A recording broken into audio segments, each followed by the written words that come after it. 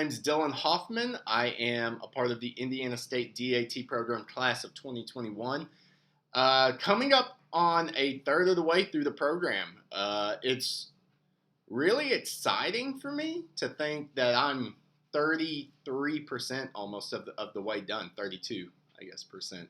I still have a DAT weekend to go, but seeing the growth that I've had in just a third of this program has really been inspiring for me, and it's given me a lot of hope for the things that I haven't grown in. So I want to start this off with a reflection in looking at my performance through the last several months of this program and where I hope to go through with that.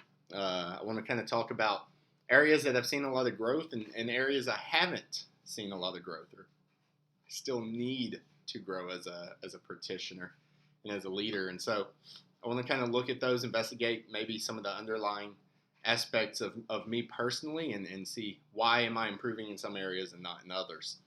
To start off on the positive, I've grown a lot in my ability to articulate and promote myself, promote the profession of athletic training as a whole, promote my clinical practices, my clinical philosophies.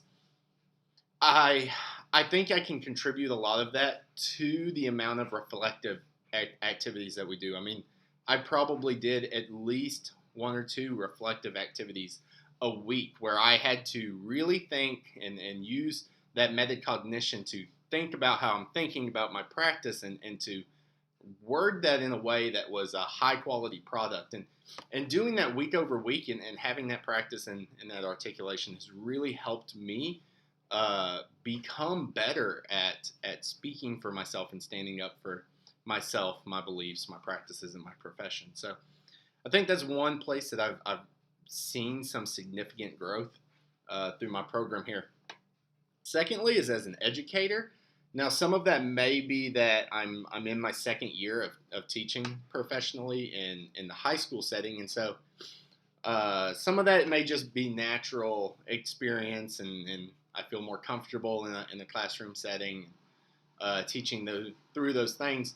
But I think there's also an element of the experiences and the things I've been exposed to through this program, different learning theories and being able to work and being pushed to be creative has really helped me, particularly grow as an educator in areas that I wasn't as comfortable in.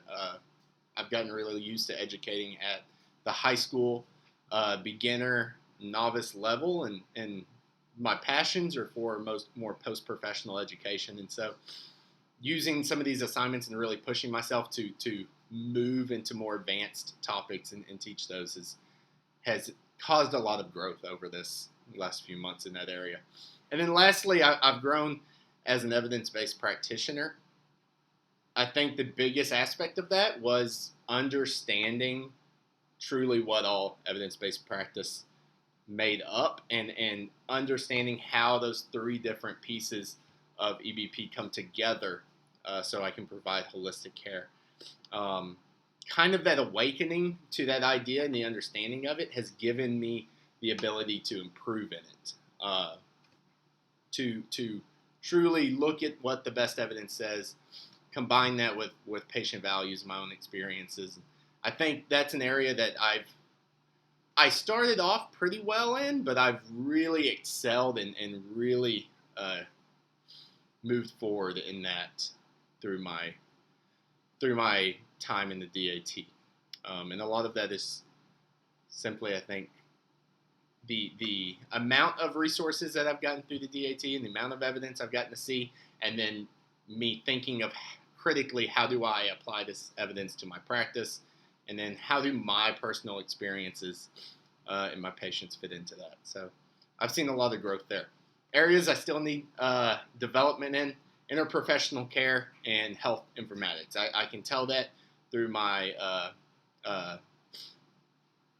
reflections and kind of data collection that we did earlier in the year. Those are the areas I consistently am scoring low in, and I haven't seen a ton of improvement. I've seen some improvement in my health informatics, but not to a level that I wanted that I even planned for at the beginning of the semester. I said, this is the area I want to grow in the most, and it really hasn't been the case. I think from my health informatics standpoint, a lot of that comes from I just don't feel comfortable with health informatics. I don't feel comfortable with statistics, with analyzing the data. I question myself on whether I'm doing it right. And I think the second part of that is my collection hasn't been consistent either. I mean, I may do a really great job of documenting a lot of outcomes and this and that with one patient and not with the other. And so being able to look at that on a grand scale, and I had some difficulties doing that as well. I realized when I was doing my outcomes project later in the year that I had not been meeting those parts that I was wanting to meet. So health informatics, one of those things I want to see some more growth in. And then the other is interprofessional care. Some of that deals with where I work, and I think I've made excuses for myself of I work in a rural area, there's not any other providers around me, so I just don't have the opportunity for interprofessional practice. And that's not true. I mean, I have an entire cohort of athletic trainers to work with. I have past colleagues that I can get a hold of, and I do, and I'll collaborate with them as well. But integrating interprofessional practice into my daily work isn't something that I've been doing regularly, and part of that may be when I think about other practitioners and stuff. I tend personally to have a personality that wants to avoid conflict or avoid uncomfortable situations, and I've always had a feeling of uncomfortableness when it comes to speaking with other professionals that I don't know. So moving forward, I want to kind of finish this up talking about my action plans and what I plan to do to address those two things, the health informatics and the interprofessional practice, kind of the two areas I felt the most stagnant in over this first third of the DAT.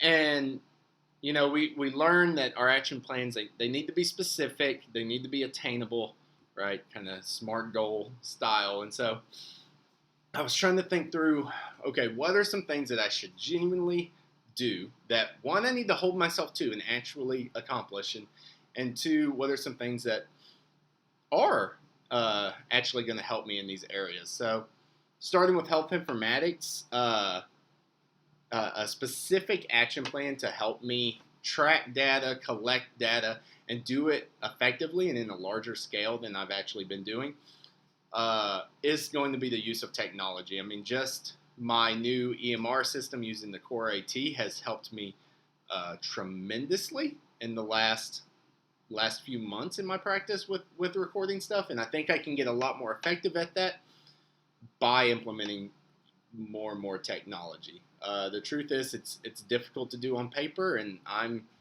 really not a type A personality enough to do that. I've always had,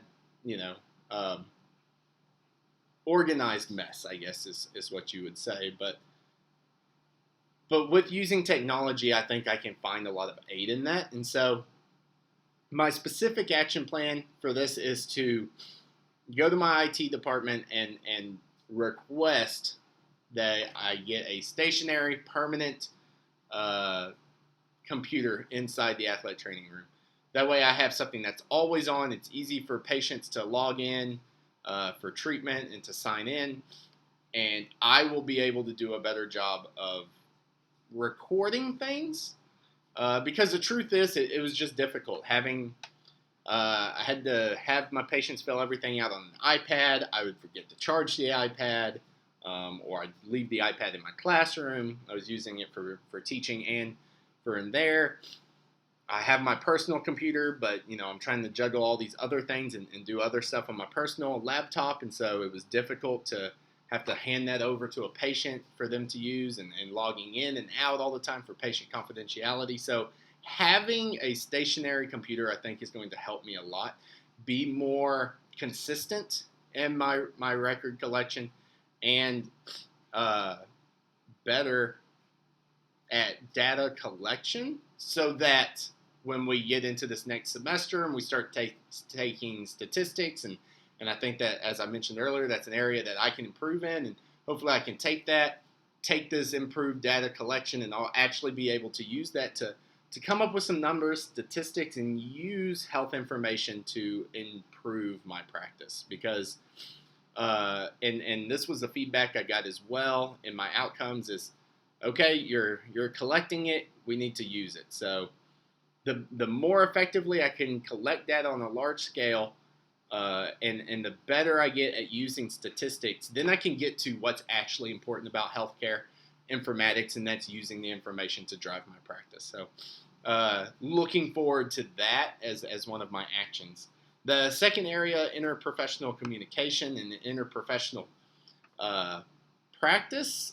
Like I said, I tend to steer away from uncomfortable conversations. That's always been one of my personalities. I want people to like me, but I have a hard time initiating a conversation. I mean, anytime there's going to be a really hard conversation, if I'm thrown into it, I'm fine and I can handle it really well.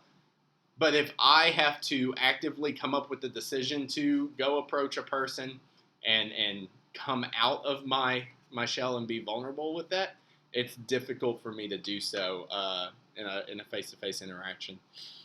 And so I want to develop a better relationship with the other professions in my area, the local chiropractors, local physical therapists, and local nurse practitioners, physicians, etc., and try and build a better relationship with those people. And so something I plan on doing in this next semester is actually, and it may not necessarily relate, but I plan to invite them to speak in my class. And the idea of how this action plan is going to work, of reaching out and inviting these practitioners in my area to come speak to the class, is really just so I can get to know them. Because once I know somebody and I feel more comfortable, I will feel better about reaching out to them when I need to ask them a question or I want to work professionally with them. So I'm going to specifically reach out to some physical therapists, chiropractors, and other healthcare providers in the Lago Vista area. Invite them to my class. I get to know them. I can put a face to the name, and I can feel more comfortable, and hopefully they'll feel more comfortable working with me too, so that when I get a note, it's not just some doctor's name with a handwritten prescription for no exercise, no activity, and instead I can reach out and feel more comfortable reaching out to them and working on some care so that I can do more for that patient when that doctor agrees, and so that those other professionals know what I'm actually able to do as well. And I can start to build that relationship, and that's only going to improve my patient care. So those are my two specific action plans that I look for to boost these areas that I really didn't see a lot of growth in during this first part of the DAT, so that as I progress, I can see these stagnant areas start to rise as well, and make improvements and get through this program and come out on the better end of it. So I appreciate the time, and thank you for listening.